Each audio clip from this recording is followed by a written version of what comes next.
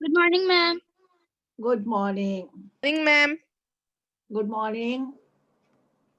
आप लोगों को पढ़ाया था, समझ में आया? Yes, ma'am. सचिन सबसे अच्छा बच्चा है, बिल्कुल नहा धो के फ्रेश होके और अपना वीडियो ऑन करके बैठता है। Very good Sachin.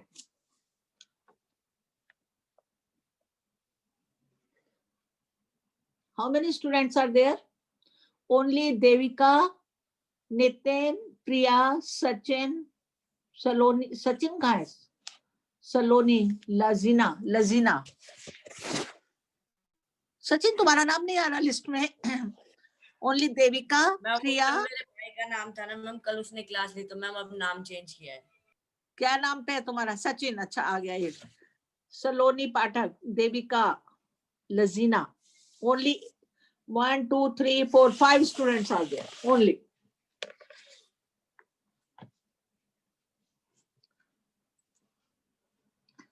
And how are you, Saloni?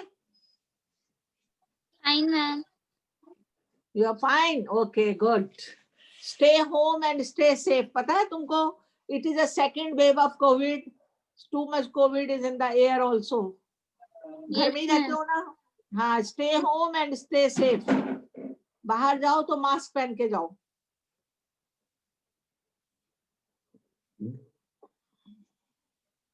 Lazina, switch on your video. Priya, switch on your video. Devika, switch on your video. Yes, I want to see your face. Very good, Devika. जब face देखेंगे तभी connection होगा ना। Good good. Face देख के ही connection होगा। We can get connected through face only. Priya Chauhan, switch on your video. Yes, हम लोग पढ़ रहे थे साउंड। साउंड क्या है, how sound is produced, how sound travels, ये सब हमने कल पढ़ा। So I will give you a little brief introduction of the sound again to start the sound. जब तक आपको थोड़ा सा मैं पीछे का पढ़ाऊंगी, then you will be comfortable आगे जाके। तो I told you कि sound जो है, it is produced by the vibration of the object. When we vibrate the object, the sound is produced. हमारी vocal cord में भी vibration होता है तो हमारी sound आती है। इस तरीके से जो मसल्स की वाइब्रेशन होती है या ऑब्जेक्ट्स की वाइब्रेशन होती है, it produces sound. Sound can not travel in a vacuum. Sound vacuum में ट्रेवल नहीं करती। It can travel through a liquid, gas और a solid. It means sound needs medium to travel. ये हमने कल पढ़ा था। और इसके साथ हमने म्यूजिकल इंस्ट्रूमेंट्स भी पढ़े थे कि किस इंस्ट्रूमेंट में क्या चीज है जो वाइब्रेशन पैदा करती है। जैसे कि वो तबला है आपका, तबले के ऊपर मेम्ब्रेन चढ़ी हुई है तो हम मेम्ब्रेन पे थाप देते हैं, यू वी थाप on the membrane, then membrane produces vibration and then sound is produced. और वो जो हम वाइब्रेशन देते हैं, हम गाने की लय के उस पे देते हैं, देन साउंड इज प्रोड्यूस्ड। इसी तरह से जो हारमोनियम है, हारमोनियम में हम वाइब्रेशन देते हैं, एयर करके वाइब्रेशन देते हैं तो वहां पे साउंड प्रोड्यूस होता है। सितार में एक स्ट्रिंग है तो वाइब्रेशन से हमने बहुत सारे एक्सपेरिमेंट करे कि एक थाली में हमने पानी भरा था, एक प्लेट में, डिश में, और उसके थाली के किनारे को हमने चम्मच से मारा तो I saw the wave is produced inside the water. That wave is produced due to the vibration of the थाली या vibration of the container. तो ये आप देख लीजिए, साउंड से वेव भी प्रोड्यूस हो रही है। घटकम पे हाथ बजाया तो साउंड आया। इसी तरह जल तरंग भी उन्होंने बनाया, उसमें वाइब्रेशन जो है जल के अंदर आई और एक म्यूजिकल साउंड उसमें और अच्छा पैदा हुआ क्योंकि देयर इज ए जल वेव इन अ वाटर। तो ये सब हम पढ़ते हैं। फिर हमने ये पढ़ा कि हमारे अंदर साउंड कैसे प्रोड्यूस हुई। जब लंग्स जो है वो फोर्स करते हैं through the slit, the vocal cord vibrate and producing the sound. अब एक एक्सपेरिमेंट कराया था, मैं बहुत शॉर्ट में जल्दी जल्दी दोबारा करा रही हूँ, जिसमें हम प्रूफ करते हैं sound is medium is required to travel a sound. It should be gas, liquid or solid. एक बच्चे ने एक ग्लास लिया और गिलास में अपना मोबाइल रख दिया और अपने फ्रेंड को बोला रिंग करो, तो रिंग करी तो उसने सुन लिया रिंग को। उसके बाद उसने एक गिलास को एक टम्बलर में रखा और टम्बलर को मुंह से लगा लिया और उस टम्बलर में ग्लास में जितना भी गैस था वो उसने अपने गालों में भर लिया, तो टम्बलर में वैक्यूम हो गया। देन ही अगेन अपने फ्रेंड को इशारे से कहा कि तुम मुझे बेल करो, तो जो घंटी बजी मोबाइल में वो उसने नहीं सुनी, because in a tumbler there was no gas, there was no air, कुछ भी नहीं था, तो he could not hear. तो ये by this experiment we can prove that sound needs medium, sound needs gas to travel, or liquid or solid. अब हमने पढ़ा था frequency and time period. तो frequency का मैं फिर आपको रिपीट करती हूँ, the number of vibration take in a second, that is called its frequency. एक सेकंड में कितने वाइब्रेशन होते हैं वो उसकी फ्रीक्वेंसी कहलाती है. The unit of frequency is hertz.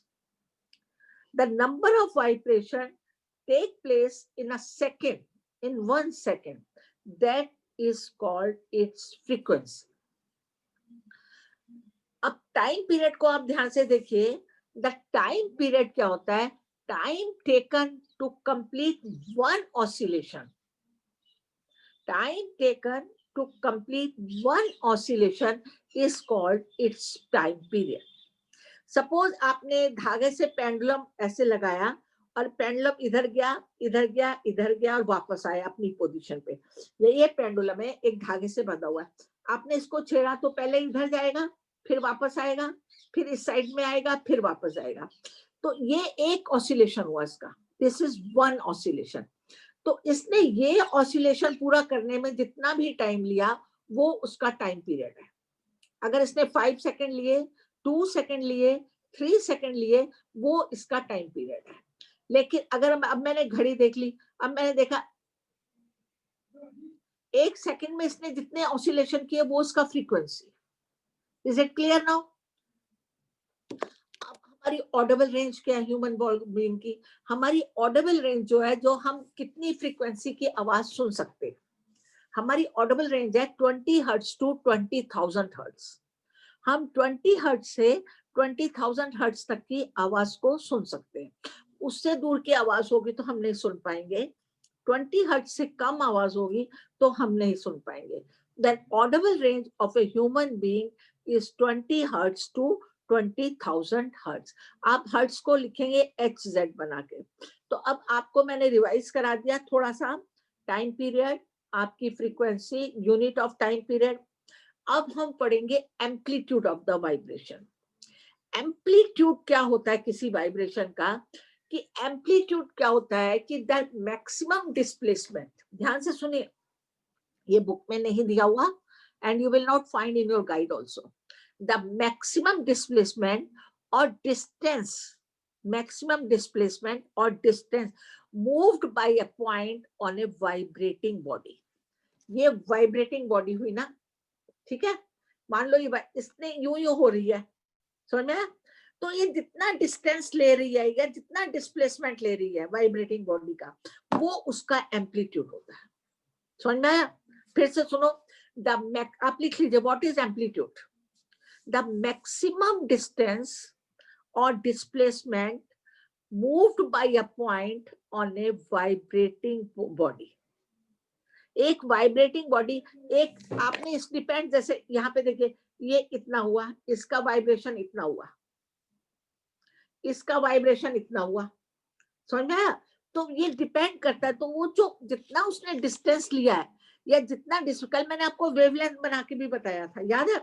तो जितना डिस्प्लेसमेंट लिया है या जितना भी डिस्टेंस लिया है एक वाइब्रेटिंग बॉडी ने, वो उसका एम्पलीट्यूड होता है. क्लियर? समझ में आया?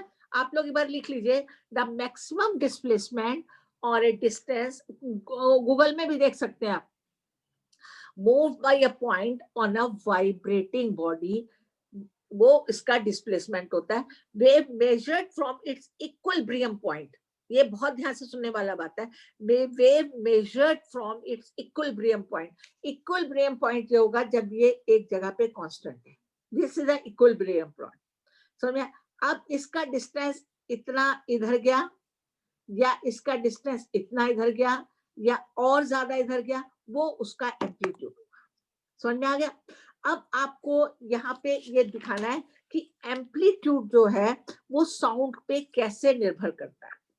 जब ज्यादा एम्पलीट्यूड, लाउडनेस जो है, ये बहुत इंपॉर्टेंट क्वेश्चन है, बुक में 165 पेज पर लिखा है, येलो ब्लॉक में। पढ़ने वाले सब बच्चे आते हैं और मुझे अच्छा लगता है आप लोगों को देख के। 165 पेज पे लिखा हुआ है येलो ब्लॉक में, लाउडनेस ऑफ साउंड, ध्यान से सुनिए, loudness of sound is proportional to the square of the amplitude. अगर एम्पलीट्यूड 2 होगा तो उसकी लाउडनेस 4 हो जाएगी। समझ में आया? Square of the loudness of sound is proportional to the square of the amplitude of vibration producing the sound.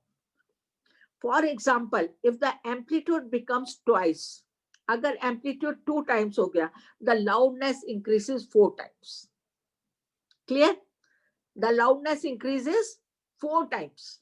If amplitude is twice, the loudness increases 4 times. अब जो लाउडनेस है हमारी साउंड की, वो एम्पलीट्यूड पे निर्भर करती है। एम्पलीट्यूड क्या है? एम्पलीट्यूड क्या है? जो मैक्सिमम डिस्टेंस या डिस्प्लेसमेंट किसी वाइब्रेटिंग ऑब्जेक्ट ने लिया है अपने इक्विलिब्रियम पॉइंट से। इक्विलिब्रियम पॉइंट वो होता है जहां पे वो कांस्टेंट है, वहां से यूं घूमे। समझ, ये इसका एम्पलीट्यूड हो गया। क्लियर? समझ में आ गया आप लोगों को? अब इसका आप देखिए, द लाउडनेस की जो यूनिट है that is decibel, DECIBEL, that is decibel. The unit of loudness is, देखो क्या है बेटा, look at in your book, the unit of loudness is decibel. very good, decibel.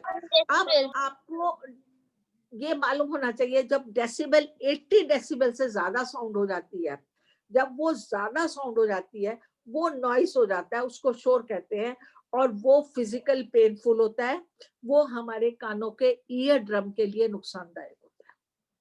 समझ में आया? जब लाउडनेस 80 डेसिबल से ज्यादा हो जाती है, our ears can not tolerate, हमारा ईयर ड्रम जो है वो फट जाता है। समझ में आ गई? क्योंकि बहुत ज्यादा वाइब्रेशन हो गई हमारे ईयर में। तो अब आप ये देखिए, डेसिबल है, the following table gives some idea of the loudness of sound coming from the various sources. Normal breathing पढ़िए, क्या है टेबल, पढ़िए पूरा, look at the table, Saloni look at the book, Saloni look at the book. Table क्या है? 10 decibel. Soft whisper, धीरे धीरे फुसफुसाते हैं ना, टीचर ना सुन ले हमारी बात और हम बात भी कर ले तो धीरे धीरे फुसफुसाते भी हैं, उसका 30 डेसिबल होता है। नॉर्मल कन्वर्सेशन, जब हम दो लोग बात कर रहे हैं, that is 60 decibel. Busy traffic, जब ट्रैफिक सड़क पे खूब बिजी है, वो 70 डेसिबल हो गया। और 80 डेसिबल जो होता है फैक्ट्री से जो नॉइस निकलता है, and that is very painful and that harms to our ear, that can damage our eardrum, that can make us deaf, वो हमको डेफ बना सकता है। तो ये अब मैंने आपको पढ़ाया एम्पलीट्यूड, ठीक है। कल हमने पढ़ा था फ्रीक्वेंसी और टाइम टेबल। आज हमने क्या पढ़ा है? टुडे व्हाट वी डिड, आज हमने क्या पढ़ा? एम्पलीट्यूड। अब आप लिख लीजिए, आपको बताना पड़ेगा। डिफाइन द टर्म एम्पलीट्यूड, लिखिए question, define the term amplitude,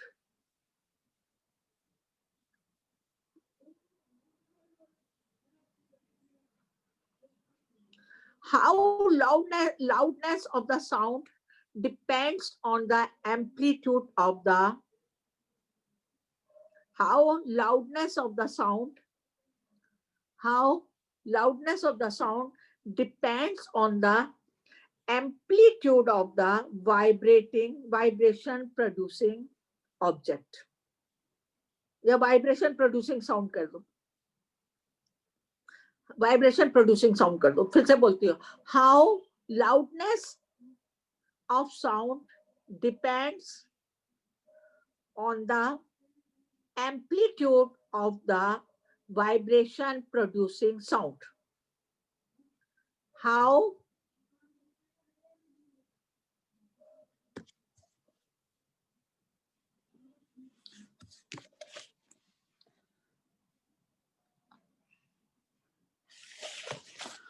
loudness of the sound depends on the amplitude of the vibration producing the sound.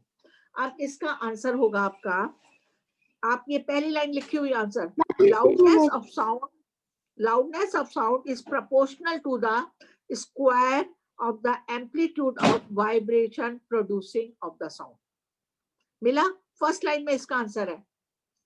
आप लोग please keep connected with your book, keep connected with your book. इसलिए मैं आपको book में कहती हूँ, that will make you more clear. लिखिए, आप लिखिए लाउडनेस ऑफ साउंड. लिखो सचिन. लिख लिया. सबने लिख लिया? सलोनी आंसर लिख लिया? Ma'am, can you repeat the question? Loudness of sound is proportional to the square of the amplitude of the vibration producing the sound. अब आप लिखिए, write down the unit of loudness.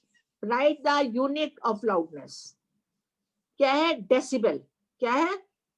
Loudness of unit is decibel. Very good.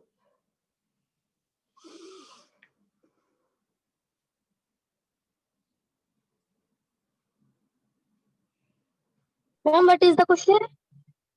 Write down the unit of loudness.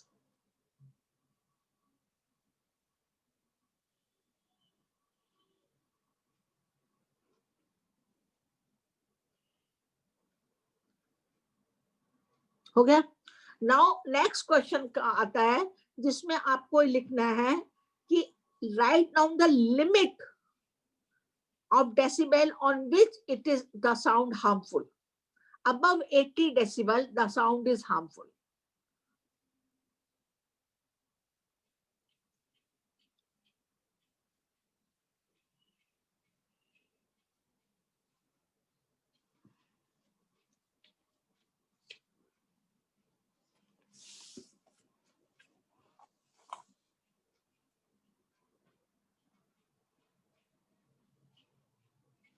अब मैं आपको एक fill up the blanks देती हूँ, आप लोग अपने आप लिखोगे. पहला ये है, when the amplitude of vibration is dash, when the amplitude of vibration is dash, the sound produced is dash. When the amplitude of vibration is dash, the sound produced is dash. दोनों dash में क्या आएगा? Ma'am, large and loud. Large. When the amplitude of vibration is large, the sound produced is loud. When the amplitude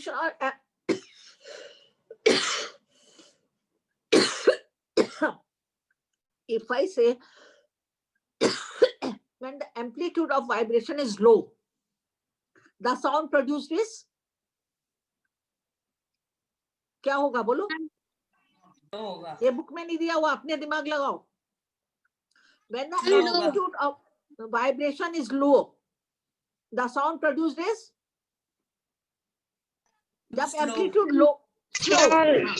दिमाग में लगाओ, जो book में लिखा वो बोल दिया. हाँ, then the sound produced, the loudness of the sound will be slow. तो अब हमारा जो sound है, loudness है, that is directly proportional to amplitude, square of the amplitude. अगर amplitude high है तो उसका square high हो गया और हमारी sound जो है loud हो गई. अगर amplitude low है तो हमारी sound जो है वो क्या हो गई? low. ठीक है? क्लियर समझ में आ गया? अब amplitude क्या है मैंने आपको लिखा दिया, maximum distance or displacement covered by a vibrating object from its point of equilibrium. Equilibrium जहां पे वो कांस्टेंट हो गया एकदम आकर के, वहां से वो इतनी दूर गया, उतनी दूर गया, वो उसका एम्पलीट्यूड होता है, समझ आया? तो साउंड वेव का जब एम्पलीट्यूड हाई है तो साउंड हाई है, लाउड है, जब एम्पलीट्यूड कम है तो उसका साउंड वेव का लो है। Now I come to the fill up the blanks. कल हमने 1 और 2 करा था 3 का। Question number 3, C if the amplitude of vibration is large, sound is feeble. Feeble कहते हैं कमजोर को, feeble मतलब weak है। Is it true or false? False. Ma'am, false. Very good. It is false. False. Very good. For human ear, the audible range is 20 hertz to 20,000 hertz. It is true or false? Ma'am, true. Very good. True. Lower the frequency of vibration, higher the pitch. नहीं, high frequency होती है तो pitch भी high होती है। जब frequency high है तो आवाज बहुत तीखी होती है, ये भी हायर होगी, ये फॉल्स है। एफ देखिए, अनवांटेड और unpleasant sound is termed as a music. आप इसको क्या कहेंगे? फॉल्स। जो अनवांटेड और अनप्लेजेंट साउंड होती है उसको नॉइस कहते हैं। यहाँ पे उन्होंने लिखा है unwanted or unpleasant sound is termed as a music. Is it true or false? This is false. False. So unwanted sound या unpleasant sound होती है, that is called noise. Noise pollution may cause partial hearing impairment. वो हमारे जो noise pollution जब हो जाता है वो हमारा कुछ ना कुछ हमारे सुनने में, हमारे हेयरिंग प्रॉब्लम में इम्पेयरमेंट मतलब हमें कम कर देता है। This is true. समझ में आ गया? This is true. अब ये सारे आपके तीनों फिल अप द ट्रू और फॉल्स हो गए। क्वेश्चन नंबर 3 ये आप लोग कॉपी में करेंगे, ठीक है? Now I come to the question number 4। यहाँ पे फिल अप द ब्लैंक्स है। Fill up the blanks में time taken by an object to complete one oscillation is called Time period.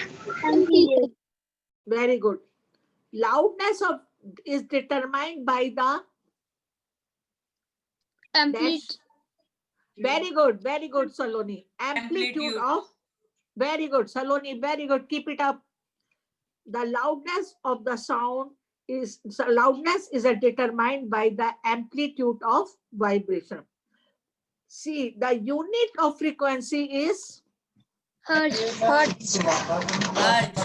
हाँ, बस मेरी क्लास में 3-4 बच्चे पढ़ते हैं और कोई नहीं पढ़ता। Unwanted sound is called Noise. very good. Noise. Shrillness of sound is determined by the frequency of our vibration. यहाँ पे आएगा frequency. Shrillness कहते हैं पिच को, पिच आवाज के तीखापन को, वो किसमें कहलाती है? पिच। अब ये हम आते हैं क्वेश्चन नंबर 5 पे। आप ध्यान से देखो क्वेश्चन नंबर 5।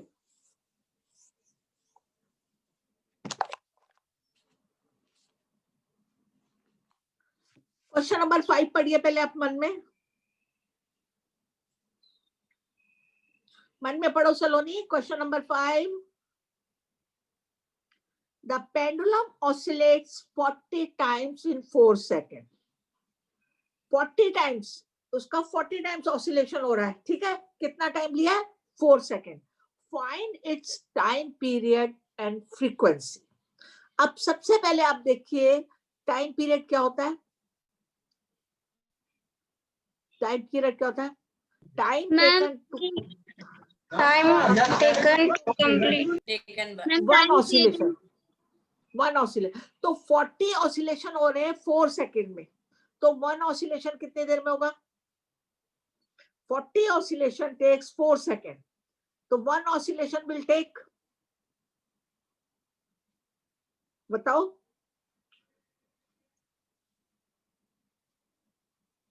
जल्दी बताओ। मैथ्स पढ़ते हो तुम लोग, मैथ्स की तरह समझो।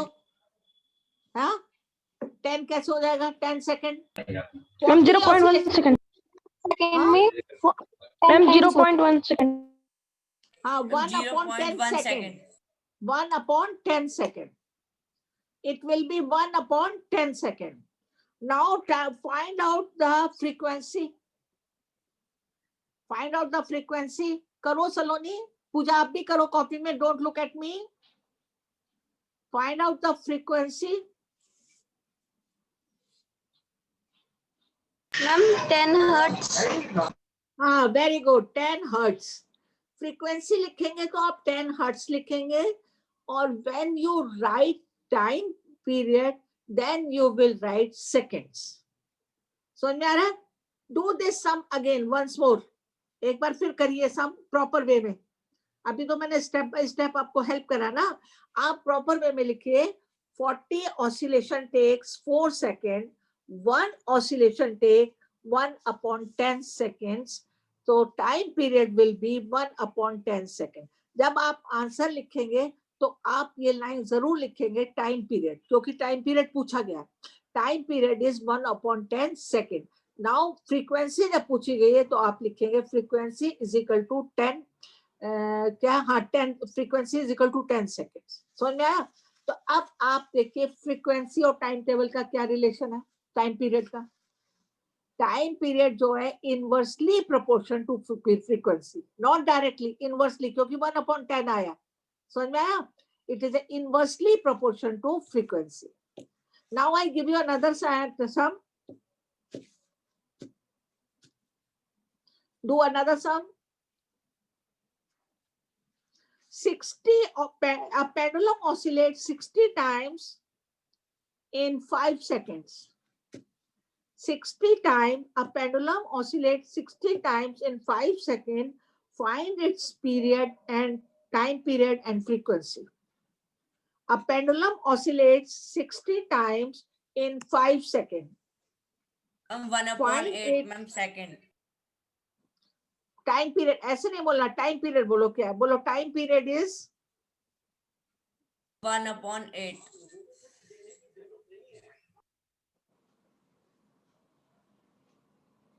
1/8. 60 times in 5 seconds. 60 times in 5 seconds. 60 है मैम या 40 है? हाँ, मैम Time 60 है period या क्या 40 है? मैम 60 है. 60 है. 60 times in 5 seconds. Ma'am, 1.2 seconds. Time period. Time period क्या है? 1.2 seconds.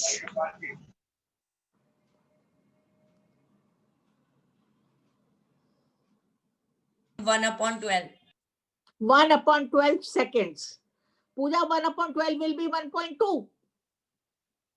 1/12 second. अब निकालो, पॉइंट में निकालो क्या होगा.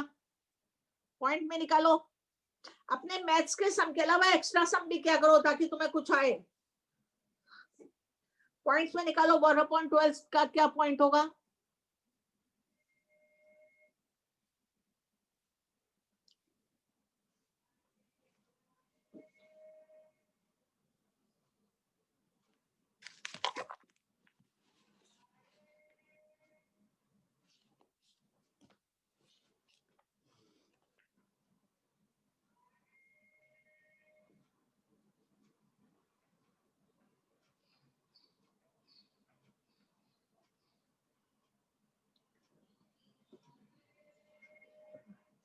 वन अपॉन 12 को पॉइंट में नहीं निकालना रहा है. 8th क्लास के बच्चे हो तुम लोग.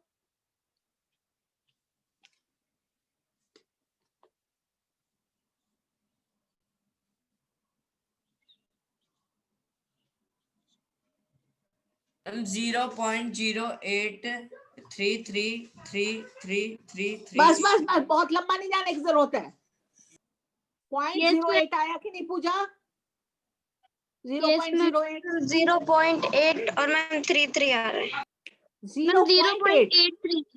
मैम 0.08 आएगा. 0.08. 0.8 नहीं आएगा. It will be 0.08 seconds. 0.08 second. फिर से करो. It will be 0.08. सचिन का करेक्ट है. Well done, Sachin. Well done. Very well done. I appreciate you. And I really appreciate your efforts. You put all efforts to do a work. नहीं आया पूजा? 0.08 आएगा।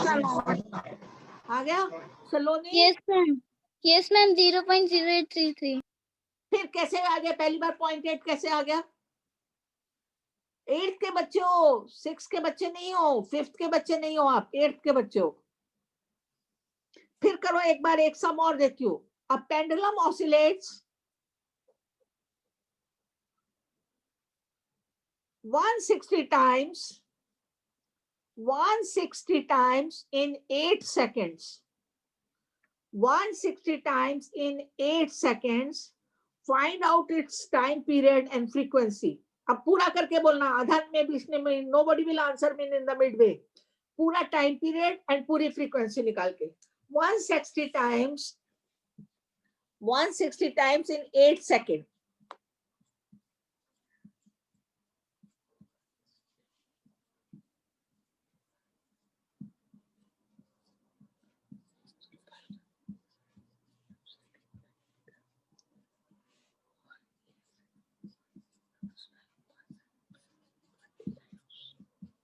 बोलो क्या है? बीच में नहीं बोलोगे।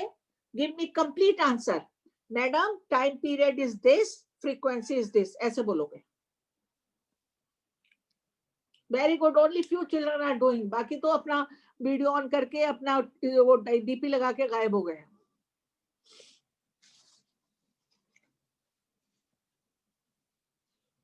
Tell me. Time period 0.05. 0.05 only. Ma'am 0.05, yes ma'am. 0.05 seconds. Very good. 0.5 second. ध्यान से बोलो, बिना यूनिट के अगर कोई भी बच्चा आंसर लिख के देगा मुझे या बोल के देगा, मैं उसके मार्क्स काट लूंगी। यहाँ पे सारे मार्क्स जो होते हैं यूनिट के होते हैं। And frequency is ma'am 20 hertz. Very good. Frequency is 20 hertz ma'am. 20 hertz. मुझे अच्छा लग रहा है आप लोगों की एनर्जी देख के। आई एम फीलिंग हैप्पी कि आप लोग रेडी टू डू। मुझे बहुत अच्छा लग रहा है आप लोग की एनर्जी को देखकर। I am happy.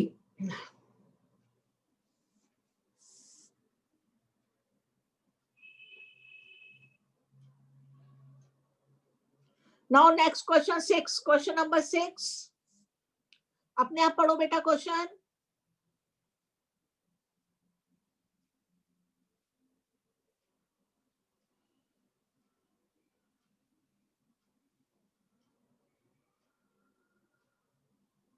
What is the sixth question में time? मैम टाइम पीरियड बताना है मैम। 6th क्वेश्चन में। हाँ बताओ। इसमें फ्रीक्वेंसी नहीं है, ओनली टाइम पीरियड है।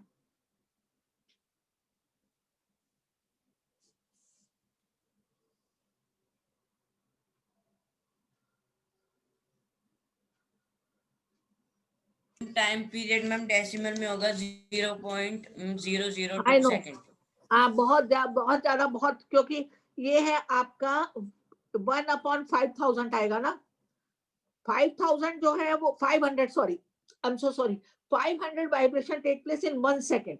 तो ये तो फ्रीक्वेंसी हो गई। The frequency is given. ये इसकी फ्रीक्वेंसी अगर पूछा जाए ना, टेल द फ्रीक्वेंसी, तो फ्रीक्वेंसी तो दे दिया। अब now you have to find out the time period. तो टाइम पीरियड विल बी 1/500। क्या होगा? 1/500 सेकेंड। 1/500 सेकेंड। हाँ, अब इसको पॉइंट में निकालिए। 1/500 seconds. 0.002 second. Yes ma'am, 0.002 second. 0.002 second. Very good. ठीक है। अब आपके पास आया 7th क्वेश्चन। ये आप सारे क्वेश्चन कॉपी में करेंगे। Now we come to the question number 7। Identify the part which vibrates to produce sound in the following instrument. इसमें आपको आइडेंटिफाई करना है कि उसमें क्या पार्ट जो है वो साउंड को प्रोड्यूस कर रहा है। आप कर लेंगे अपने आप, इसमें कुछ भी नहीं है, कर लोगे? Yes ma'am. Yes, ma'am. अब आपका अगला क्वेश्चन बहुत अच्छा है। What is the difference between noise and music? तो ये डिफरेंस जो होता है ना, इनकी यूनिट का होता है। जब जो 80 डेसिबल के आगे जो चला जाता है उसका जो एम्पलीट्यूड, जब लाउडनेस जो है 80 डेसिबल से आगे जाती है, it becomes noise. When it is less than 80 decibel, it is near about 50 to 60 decibel, then it is a music. समझ में आया आपको? तो ये जो आप आंसर लिखेंगे, not you will not use your guide की लैंग्वेज. आप इसका आंसर साइंटिफिक वे में देंगे कि ये भी नहीं लिखेंगे the sound which is pleasant to hear is a music and the sound which is not pleasant to hear is a noise. This is true. लेकिन आप इसका आंसर डेसिबल के बेस पे देंगे. समझ में आया? कितने डेसिबल साउंड की जो लाउडनेस कितने डेसिबल से ज्यादा होगी तो वो आपका नॉइस बन जाएगा. कितने डेसिबल से कम होगी वो आपका म्यूजिक बनेगी. या कितने डेसिबल पे रहेगी, दैट विल बी म्यूजिक. समझ में आया? आप इसका आंसर मुझे गाइड की लैंग्वेज में नहीं देंगे, आपको अपने आप लिखना है. ठीक है? अब बताओ इसमें क्या होगा साउंड का, वो म्यूजिक और लाउडनेस.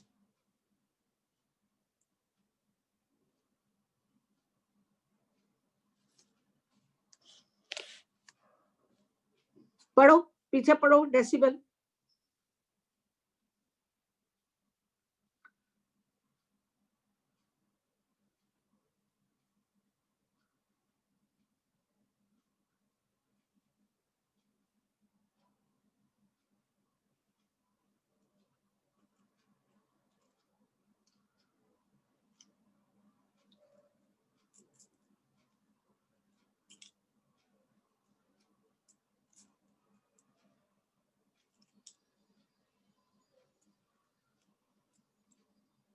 कितने डेसिबल पे साउंड जो है वो नॉइस बन जाती है? देखो पीछे 80 डेसिबल. हाँ, तो आप लिखेगा when the loudness is increases more than 80 decibel, it becomes sound. It is an unpleasant voice. And when it is between 50 to 60 decibel, then it is a pleasant to hear that sound, and it is a क्या लिखें? It is a music. Clear? समझ में आ रहा है? It is a music. Clear? अब हम पढ़ते हैं the frequency determines the shrillness or pitch. ये वाला पार्ट हमने अभी डेसिबल के बाद छोड़ दिया था ना. ये page number 165. The frequency determines the shrillness or pitch. आप लोग सब लोग घर में इंग्लिश की बुक भी पढ़ा करो और इंग्लिश के पैराग्राफ पढ़ा करो, ताकि आई वांट कि तुम्हारे जो इंग्लिश पढ़ने में एक फ्लो आना चाहिए. You people can read but उसमें फ्लो नहीं आता है. समझ में आया? इंग्लिश का फ्लो जरूर आना चाहिए. कोशिश करो लाने की. वर्ड्स को ठीक से प्रोनाउंस करो. ठीक है? Then you will catch the flow.